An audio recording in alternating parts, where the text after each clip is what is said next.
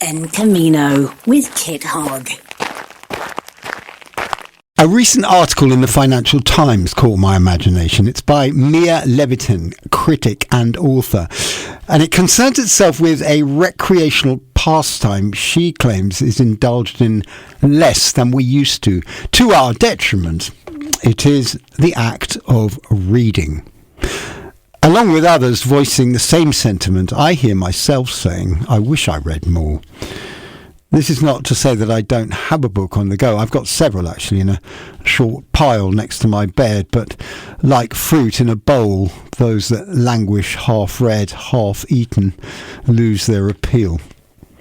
I'm not sure about that metaphor, but you get what I'm trying to say. With this in mind, and to try and tempt her into divulging some hints in cultivating the habit of reading a book, I contacted the best read person I know. I'm delighted to welcome my writing teacher from Chalk the Sun, Jo Hepplewhite. Jo, hi. Hi, Kit. Jo, before we talk about our appetite for a good book, as a writer yourself, how much do you read? Well, I read all the time. I'm always reading something. I've always got, I only read novels, really, occasionally a bit of non-fiction, but generally novels. And I've been reading novels since I was 7. I've always got a book on the go. I mean, I find that, like watching a Netflix box set, I can have a variable relationship with a book. I mean, I usually start a book with zeal, freshness, infatuation even, because it's I mean, I'm excited about the beginning, and then very often something curdles, and at this point, this moment of disenchantment, I remember being told by somebody that whatever happens, you keep going, finish the book, you owe it to the author, who's exercised supreme self-discipline, probably suffered writer's block and lonely isolation on your behalf. I mean, when you start glazing over, when a book loses your attention, at what point, if ever, do you give up? Do you ever give up on a book, Jo? I was trying to think as you were speaking of books I've ever given up on, but none spring to mind. I mean, I have given up on books, but it's very rare. I usually do persevere, even if I think it's actually terrible, but I can't believe that they've managed to get something like this published, so I keep going to see if there's something that's going to redeem it. And sometimes I think, well, there's a couple of hours, a few hours I'm never going to get back in my life, but I rarely give up.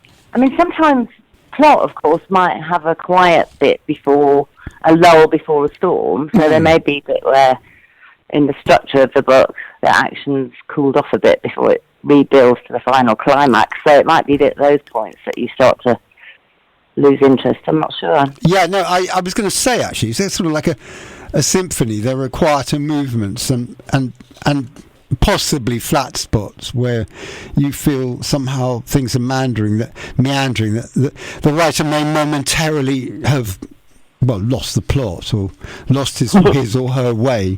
But so I guess this just requires a bit of stamina, really, on the part of the reader. Keep going, sort of thing. Yeah, I think so. I mean, I do tend to prefer to finish things, just because otherwise it's a bit messy, and as you say, you end up with a big pile next to your bed, and they just gather dust and reproach you. So I try and avoid that. Yeah. I mean, is there a sense that people read less these days? Well, when you talked to me first about having a chat about this issue, I had a little look online, and I'm finding that I don't quite agree with Mia Levitin, because I think people are just reading in different ways. And I checked out some figures, and apparently, for example, the UK sold 16 million books last year, and overall in the world, global book sales are up. Spain was up by 12.3%. Was it now? That's really interesting. Yeah, because I kind of assume somewhat pejoratively, possibly, that the Spanish don't tend to read. Mary Carmen, do you read books? Hi. Sorry, the volume. Yes, I do read a lot. I like reading so much. Yeah. You do, and do people do other friends of yours, contemporaries of yours, read? Yeah. My father reads a lot. I always see him with a book in the hands. My partner reads. Normally the people around me like reading. Mm-hmm. Normally, yeah. Okay. Well, who doesn't like reading? Well, I don't know. Maybe we just don't have time for it. Maybe we fall asleep. Yeah, that's a different question. That's a different thing. Yeah. Yeah. I think we read in different ways, and I think that there are lots more online reading and Kindle and ebooks and audiobooks. But in fact, hard copies of books still dominate the market, apparently. So they're still selling more in that form than any other form, but we are reading in different ways. Mm-hmm. E-books are on the rise. Yeah, sure. I mean, I just one of the reasons I think that the Costa del Sol, that reading isn't necessarily an ingrained habit, is the paucity of bookshops. There are very few good bookshops on the Costa del Sol. I think there's one new one. There's Fnac in the Cañada and another new one upstairs in the Cañada. I really enjoy a good bookshop. There is a good one in Fuengirola, I remember. Mm-hmm. I don't remember the street very well, but this man had, if you like history, he has lots of good books about Second World War and First World War and like very weird editions that you cannot find in normal bookstores in Fuengirola, yeah. Mm-hmm. But you have to know it to know. Yeah. Sure. Are they second-hand books? No, they are new books. Okay. Right. And I mean, there is a second-hand bookshop in our pueblo, Joe, isn't there? There is. I think it's been closed down for a little while because the owner's been unwell, but that was an amazing resource. Absolutely fantastic. We could buy anything, any ordinary book for around €2, and you could take your own old book. So it was a bit of an exchange as well. Brilliant. Going back to people reading less, though, getting out of the habit of reading, the Shakespeare scholar Sir Jonathan Bates, university lecturer in both the US and the UK, is on record as lamenting that 40 years ago you could say to a student, this week it's Dickens, read Great Expectations, David Copperfield and Bleak House, and now instead of 3 novels in a week, students struggle to read 1 in 3 weeks. And another source, the charity which is called Reading Agency, surveys that less than half UK adults read regularly for pleasure, and points to social media as possibly to blame for this, that our brains are somehow changing. Well, I think that's probably true. But then, as I said, I think there is an increase in reading online. And you also need to remember that, 3 Dickens novels in a week is a tall order. Really? Yeah. Like, how can you do that? I mean, really, I don't know, this professor, maybe, but a Dickens novel is going to take you at least, I would think, 10 hours, at least, to read. So that would mean you'd have to dedicate 30 hours out of your week. That's a big ask for people. I think that's a bit unrealistic anyway. And I think also, don't forget that some of the things that we do online are about narrative as well. For one thing, there's a huge rise driven by book talk in young adult literature, which generally comprises 3 genres, crime, fantasy and romance. The figures for that are all up. Also, people are really into gaming, as you know. I don't know anything about it, but games are narratives, and there are a lot of interactive games that are very creative, so you're actually making your own story. So I think our engagement with story is still there. It's just taking different forms. Yes, yeah, for sure. I mean, when I meet somebody who does read, I am in some sort of awe. Like my friend Terence Michaels, who's a regular contributor to Encomino, who casually mentioned the other day that he's read Tolstoy's War and Peace several times. He said, which kind of blew me away, really. It's very good, and once you get into it, it's not as hard as you think. As long as you check the referencing at the beginning that tells you who reminds you of who everyone is with the family tree and everything, and then once you get into it, honestly, it's like a soap. Yeah, I must do it. I read. Someone was telling me about isn't there a fox hunting scene or a wolf hunting scene that is quite extraordinary? Yeah, he's good, Tolstoy. I'm a fan, but these things do take engagement and commitment. I read War and Peace on the beach in Greece when I was in my early 20s, and I didn't have anything else to do, so I had several hours a day to commit to it. And as I said, once you get over the confusion with the names, it's not that difficult to read. Great. It's a great big long story about a big cast of characters. It's like a soap. I think we get intimidated by the idea of the classics of being, terribly dense and far too difficult for us. And actually, once you get going, they're not really. It's like a huge long box set, I suppose. Except you know when it's going to end, and a lot of box sets you don't know when they're going to end, and they just keep dribbling on. At least you're somehow in control with a book. You can tell how many pages you've got left. Yeah. Can I ask you, Jo, about book clubs? What are you a member of one, and what's your opinion of them? I am actually finally a member of a book club. Did you have to be voted onto it? Were you invited? Yeah. Yes, it was extremely. That upsets me because no one's invited me. Yeah, exactly. I felt exactly the same thing.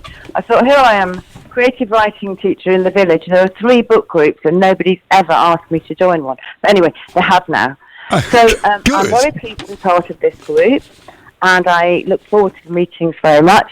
But I think what the drawback with groups, I think it's great that book groups exist. I think it's great that people make the commitment to read and to discuss and do a bit of analysis and criticism. All of that I'm totally in favour of. My only personal problem with it is that sometimes the books that are suggested are not things that are of particular interest to me. So I kind of, yet again, feel, well, I've just spent, 8 hours committed to finishing that book, and it's a book that I could have done without.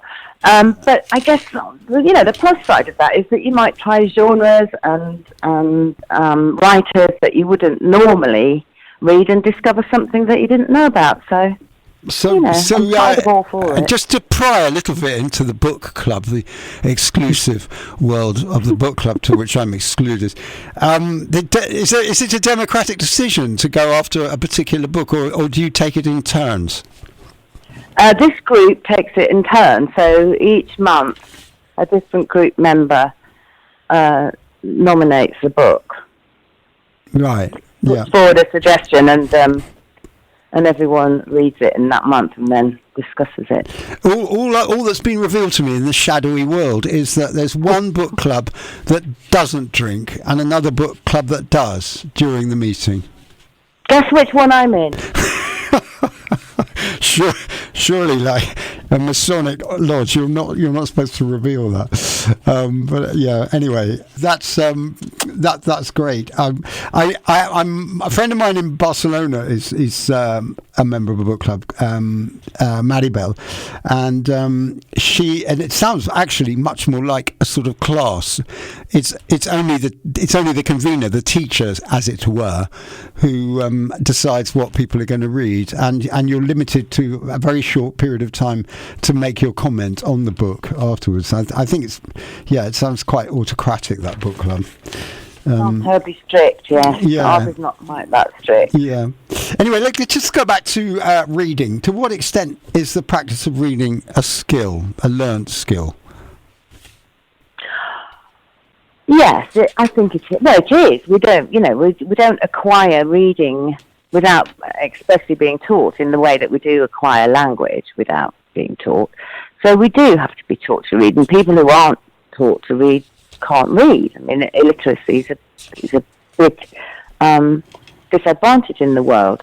And I think that it is a skill insofar as the more you practice it, the better you get at it. So you get better at absorbing the information, hopefully better at retaining it. Doesn't seem to be happening in my case. And and better at being able to exercise some critical faculty. Do you sleep better having read than, say, for example, being on your screen? Or your phone, like going to bed with a book rather than going to bed with your phone. Can you make a comparison? I think probably reading is more soothing, yes. I think it's probably, less, I think, if you watch a box set, as you say, in bed before you go to sleep, which is a big temptation, I do think that stimulates your brain in lots of different ways, whereas reading, I think, is a much more gentle activity. I think it's very good for you, reading. I mean, there's a person who's mentioned in your article that you raised earlier, who has a thing called bibliotherapy, where she prescribes novels to read for people with certain emotional conditions. And I think that reading is a very good state for your mind to be in. Yeah, I love that bibliotherapy, that concept of bibliotherapy. Can you describe the difference between deep reading and skimming? Well, I'll have a go. I only really know about this from teaching English language, whereby we would teach different ways of reading a passage, as in reading quite swiftly to get an overview, and so-called gist reading, so you get a general kind of sense of what's going on, and then a different kind of reading when you'd be reading to retain actual details, such as dates or, character names or places or, in specifics of what you're reading. So I think that's a difference.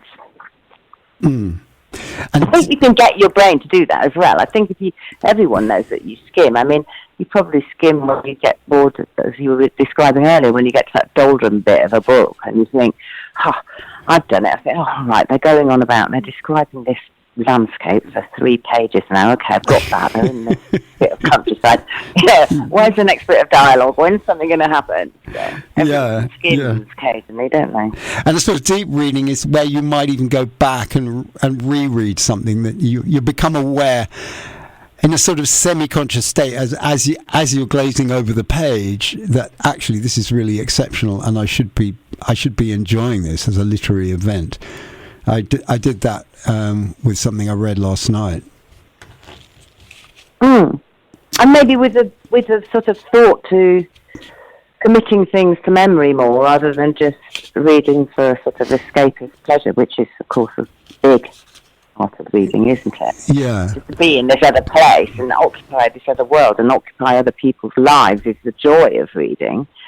But that may not mean that you're actually committing a lot of it into your memory bank. Yeah, I find myself folding over a page, the corner of a page of something that maybe I want to go back to that is exceptional. And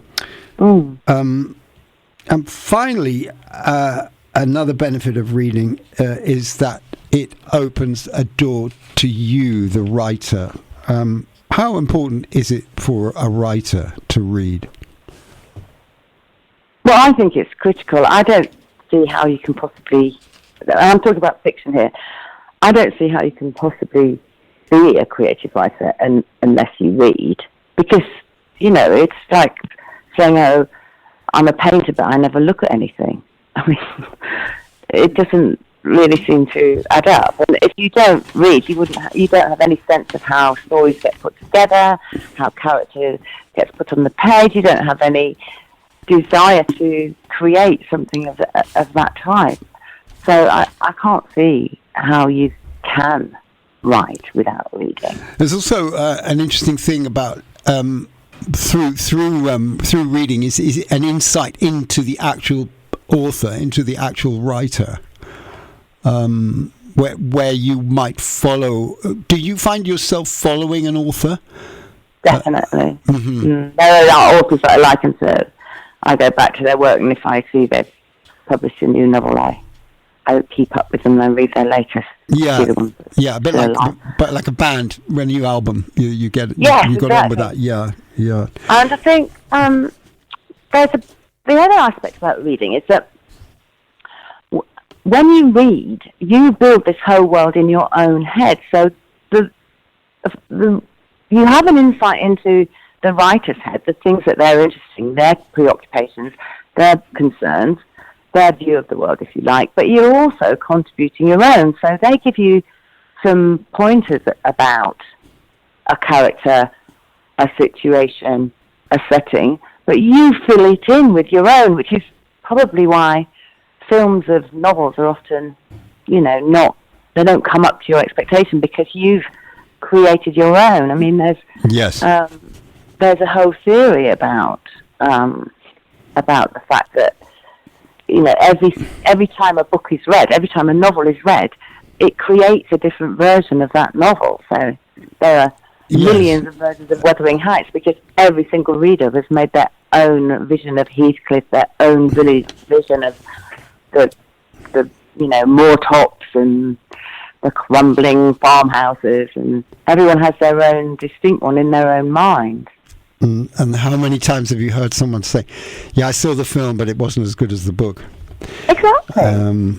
So it's very rare, and I think that normally the scanter the source, the better the film is, because the source is just given a little outline, and the film has filled it in with cinematic language. Whereas a big novel like War and Peace or a Dickens or something, there's so much literary stuff in there. There's so much narrative skill in those novels that the cinema has to find a different way of doing that, and it's not possible. Plus the fact that, as I said, everyone's got their own idea. Although I did sit through a 7-hour film of War and Peace when I was at university in the 70s, and that was an all-nighter, and it was amazing. Joe, just as a final note, do you think that possibly a way to get people into reading would be to tempt them with short stories? For sure. I think it's an excellent idea, and apparently short stories as a form are becoming more popular again. It does wax and wane, the popularity of short stories. So definitely, and as short stories are more popular now. That's fantastic, because that brings us to an unashamed and brazen plug. Because Douse, do you want to do this plug? Go on. So my group of writers in Gaucine has just published its 10th collection of short stories, and it's going to be the last one for a while, so that makes it all the more sought after. It's called, the collections are called Gaucine Writers, or they are in English and Spanish, so they are also called Escritores de Gaucine, and the ebook is available on Amazon as we speak, and I thoroughly recommend it. And I think that short stories are a fantastic way of reading, even if the commitment to a long novel is too much. They're great form to enjoy before sleeping, as you say, because you can just tuck one of those stories under your belt before you nod off. That's right, and you can read it at one sitting. So exactly. Fantastic. Beginning, middle, end, all in one nice 15-minute commitment. Manageable chunk, yeah. Joe, it's been a great pleasure having you on the programme. Thank you so much for being en camino with us today. You're most welcome. Joe Hepplewhite, thank you so much. Bye-bye. Bye.